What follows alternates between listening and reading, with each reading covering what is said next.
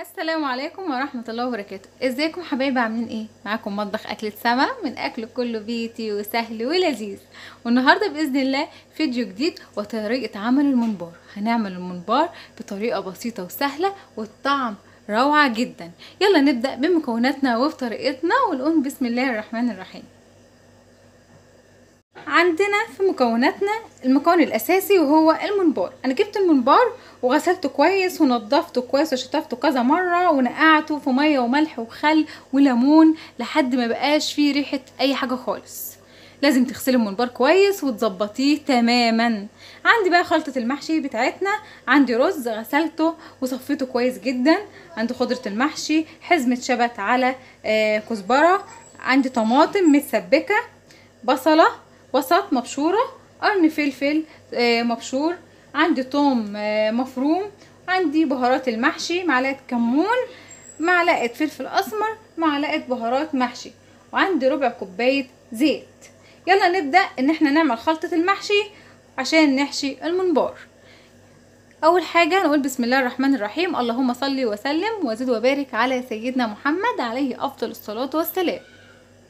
هعملها هي ان انا هنزل البصل على الرز. البصل بيدي نكهه حلوه قوي للمحشي.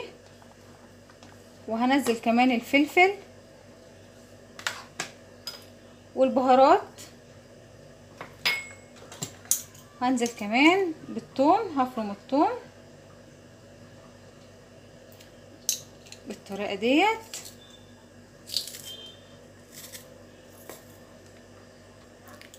بعد ما نزلت بالثوم كده يا حبايبي هننزل بقى هخلط كل المكونات مع بعض. هنزل بربع كوبايه زيت. بسم الله الرحمن الرحيم.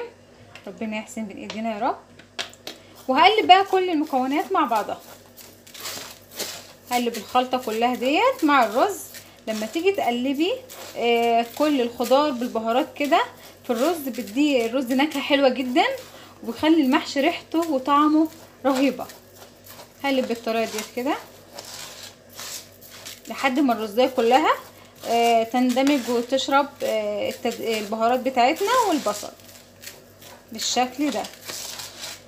بعد كده هنزل بقى بالتسبيكه بتاعتنا. بسم الله الرحمن الرحيم.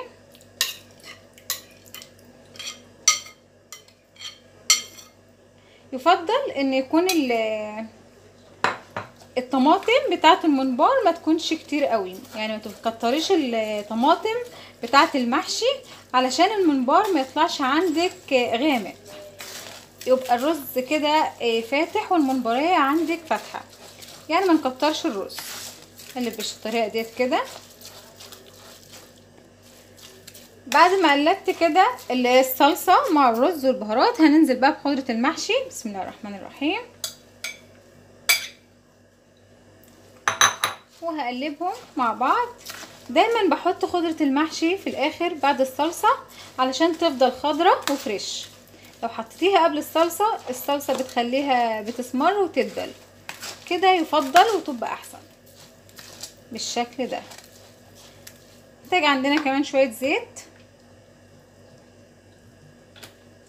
هقلبهم كويس.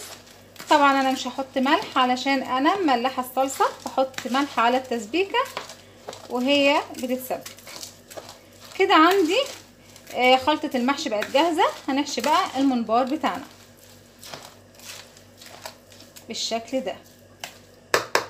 بقى وحدة الممبرايه بالطريقة ديت وهجيب بوزة من قدام كده وهبدأ ان انا احشي كده. بسم الله الرحمن الرحيم. ربنا يحسن بين ايدينا يا رب. بتدخلي كده بالصابع بتاعك بالطريقة ديت وتنزلي واحدة واحدة كده بالشكل ده كده.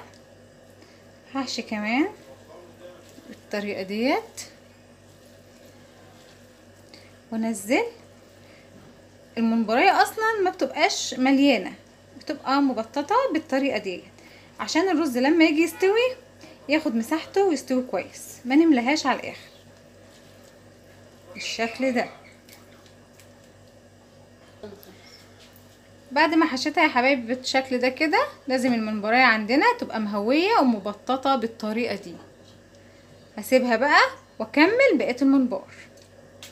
يا حبايبي بعد ما حشينا الممبار تاني حاجه هنعملها، عندنا حله على النار حطيت فيها ميه مغليه تغلي بالشكل ده كده. عندنا بقى البوكيه جرنيه بتاعنا، بصل، جزر، فلفل، ورق لورا وحبهان. هنزلهم في الميه بسم الله الرحمن الرحيم بالشكل ده كده قبل ما ننزل الممبار في الميه. هغطي شويه يا دوبك تاخد غلوه وبعد كده هنزل الممبار. بعد ما حطيت البوكيه جرنيه حبايبي والميه بدات تغلي كده، نزلت كمان نص معلقه فلفل اسمر. هنيجي بقى للممبار بتاعنا بعد ما حشيناه بالشكل ده كده. انا هلفه مع بعض كده بالطريقه دي عشان ما يفتحش مني في الميه. لفه كده واقوم نازله في الميه بسم الله الرحمن الرحيم. هو اول ما هينزل الميه اصلا بيقوم قافل على طول بالشكل ده كده. ببرمه، اجيب الطرف على الطرف وابرمهم مع بعض واسقطهم في الميه كده، وابرمهم مع بعض كويس جدا عشان ما يفكش مني في الميه، واقوم مسقطاه. بعد ما سقطت الممبار يا حبايبي في الشوربه بالطريقه ديت، هنزل بقى هملحها كمان. هنزل بالملح كده بسم الله الرحمن الرحيم بمعلقتين ونص ملح صغيرين كده، واقلبهم بالراحه. اقلب كده. شايفين الممبار اول ما نزل عمل ازاي؟ قفل على طول ومسك. اول ما الحله عندي تغلي ههدي عليها النار واسيبه يستوي مع نفسه على نار هاديه. يا حبايبي نشوف الممبار بتاعنا بعد ما استوى بسم الله ما شاء الله. بقاله دلوقتي ساعه على النار، على نار هاديه جدا، ما تعليش عليه النار، خليه يستوي براحته. هنطلع واحد علشان نشوفه بسم الله الرحمن الرحيم بالشكل ده كده. تعرفي منين هو استوى؟ هتجيبي شوكه وتغزها كده. شايفين الممبار بتاعنا ما شاء الله استوى جميل جدا، والرز استوى جوه ما شاء الله كده. الممبار بتاعنا استوى. هطفي عليه وبعد كده هنحمره حبايبي عشان نحمر الممبار. ده الممبار بعد ما طلعته من الشوربه. حطيت طاسه وعلى البوتاجاز وفيها زيت، هسيبه يسخن حلو قوي، وبعد كده هحط الممبار عشان نحمره. نزلت بالممبار يا حبايبي في الزيت كده، هسيبه بقى ياخد وش ذهبي وبعد كده هقلبه على الوش التاني.